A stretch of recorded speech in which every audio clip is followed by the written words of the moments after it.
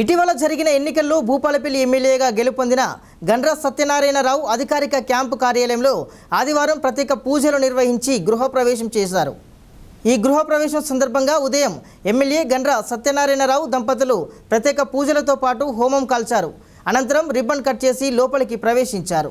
ఈ శుభ సందర్భంగా భూపాలపల్లిలోని అయ్యప్ప స్వామి భక్తులకు భిక్షను ఏర్పాటు చేసి కుటుంబ సభ్యులతో కలిసి స్వాములకు భోజనం వడ్డించారు.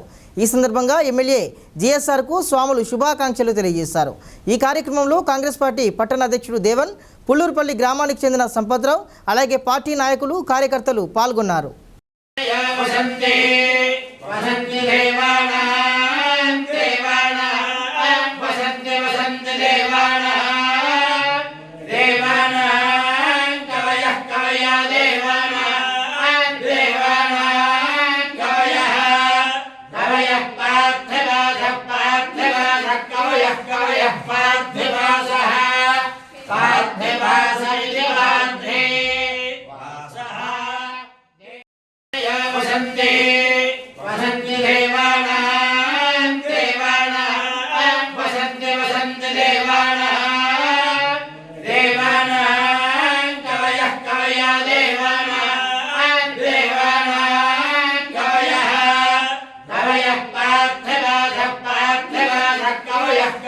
Part